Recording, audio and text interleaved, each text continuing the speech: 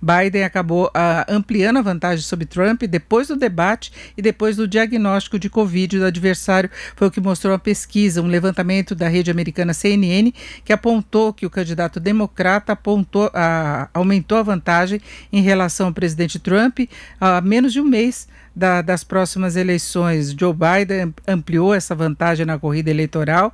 De acordo com a pesquisa, ele lidera com a vantagem de 57% a 41% para Trump das intenções de voto. E é sobre essa situação toda que nós vamos conversar agora com o Sidney Ferreira Leite, que é coordenador de Relações Internacionais das Faculdades Rio Branco. Professor Sidney, boa tarde.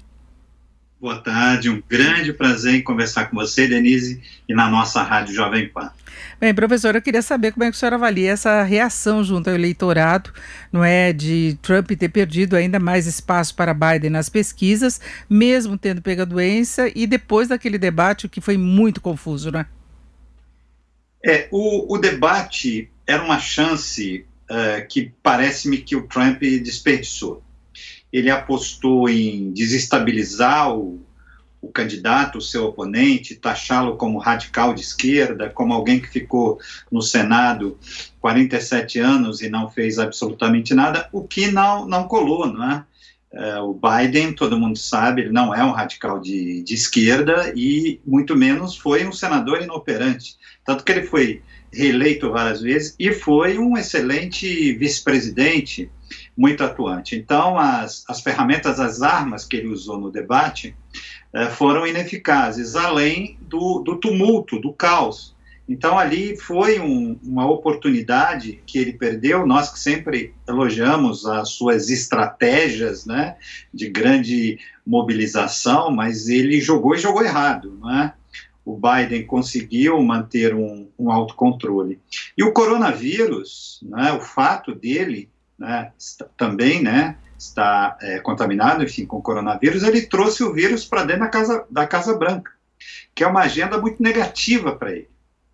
Então, outubro, nós que estudamos as eleições dos Estados Unidos, sabemos que tem uma agenda, né, perigosa em outubro. Essa agenda, pelo menos até agora, tem sido muito prejudicial para ele, não é? E a pesquisa que saiu hoje na CNN, com certeza deve estar preocupando muito o candidato, mas mais preocupante é o resultado dele, né, da sua campanha, em estados, que são os estados, né, que a gente chama de estados pendulares, em que ele piorou bastante o desempenho dele, não é? Mais importante do que esse resultado nacional é o resultado dele, por exemplo, na Pensilvânia, em Minnesota, em Michigan, que são esses estados que deram a vitória a ele e que vão mantendo, não é, firmemente o Biden na frente, e depois do debate essa diferença cresceu substancialmente. Eu acompanho diariamente os resultados, o último resultado saiu ontem, né? E, por exemplo, na Pensilvânia, Biden já tem uma diferença de 11% sobre Trump, um estado em que ele derrotou Hillary e foi um estado importante para sua vitória. Então, o cenário não é positivo nada positivo para o presidente. Ele corre sérios riscos hoje de não ser reeleito. Agora, professor Sidney, a gente vê que nas pesquisas Biden avançou mais, porque tinha uma quantidade importante aí de eleitores indecisos, ainda que não tinham definido o voto, e Trump continuou com aquela base de apoio que ele tem, independente de perfil, ele até aumentou, exatamente por todas essas posições polêmicas que ele tem entre homens brancos sem diploma universitário, por exemplo, o apoio do Trump aumentou de 61% para 67%. O senhor acha que isso seria capaz de, lá na última hora, alterar essa situação? Porque nos Estados Unidos vota quem quer, não é? Sim. Excelente pergunta, Denise.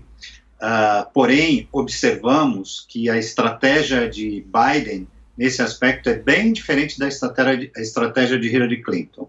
Exatamente enfatizar que a eleição não está ganha, estimulando o eleitor a sair de casa, a votar. Nós temos já mais de 3 milhões de eleitores que já, inclusive, votaram.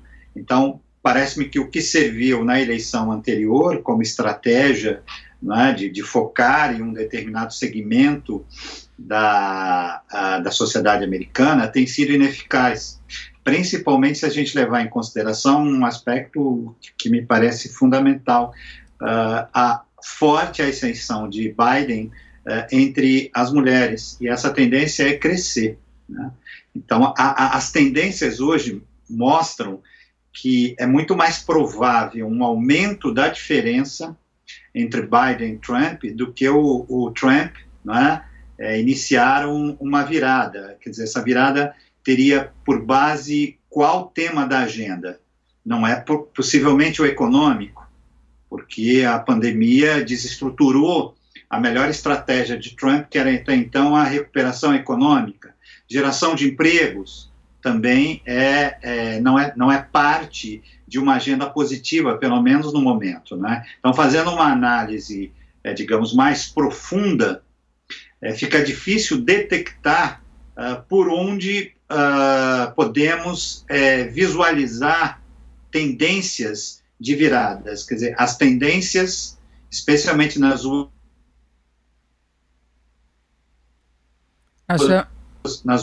vitória. Hoje, só mais uma informação, hoje Biden tem assegurado mais de 100 delegados à frente de Trump, o que é uma situação muito tranquila até então, né? Só se houver uma hecatombe, elas podem existir, mas dentro de um grau de probabilidade quantitativo, é muito pouco provável que isso aconteça, Denise.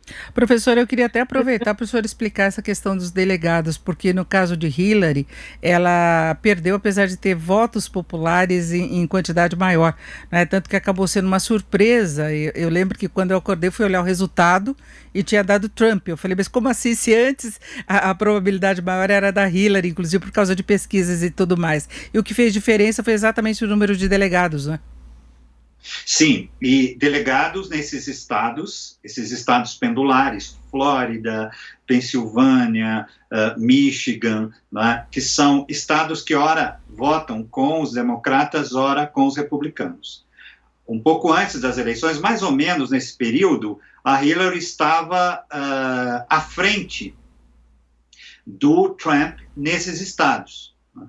Mas hoje se tem muito claro que as pesquisas foram pesquisas feitas por institutos ali regionais, pesquisas sem muita fundamentação científica.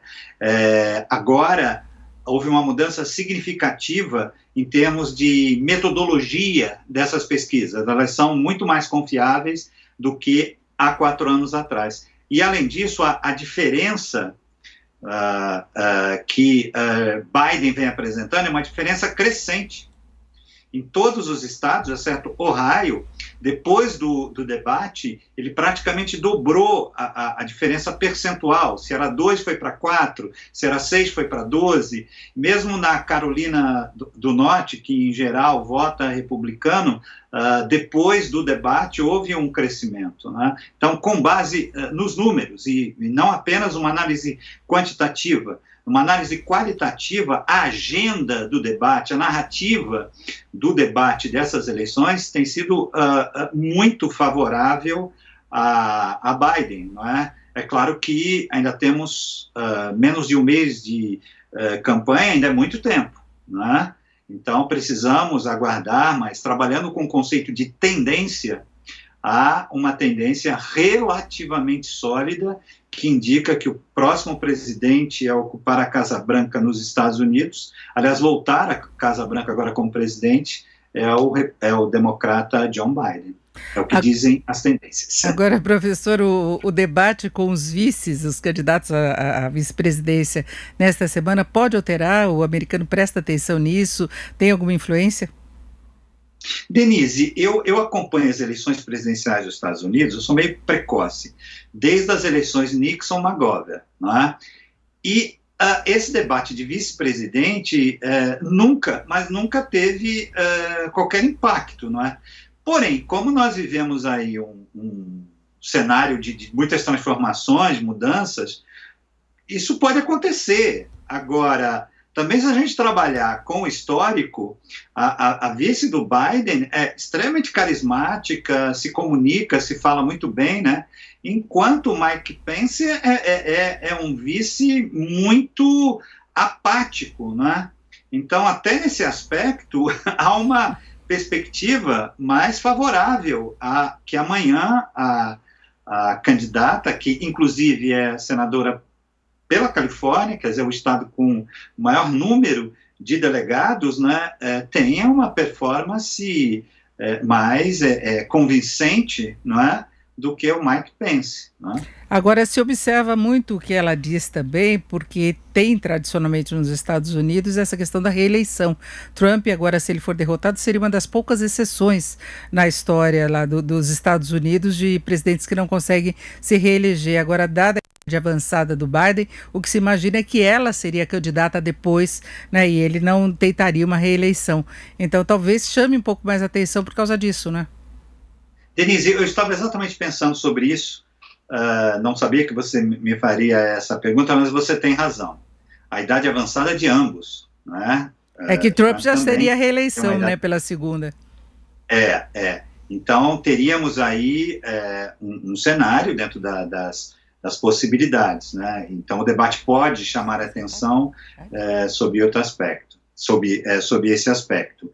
Mas, historicamente, né, os debates de vice têm uma audiência baixa, não chamam a atenção, porque todo o foco, né, está no candidato, nos candidatos à presidência da República, né?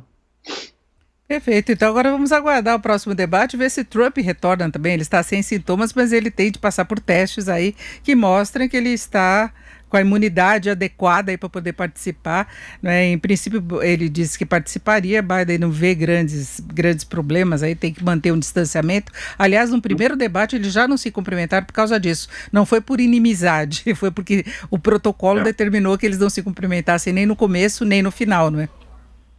Sem dúvida, Denise, vamos aí torcer para a recuperação do presidente, caso, não é, ele perca a eleição, que seja pelo voto, como indica o princípio fundamental da democracia. E os Estados Unidos é um padrão, um paradigma, um farol da democracia. Mas, no momento, a tendência é muito favorável a Biden, muito favorável mesmo, como poucas vezes tivemos nas eleições norte-americanas.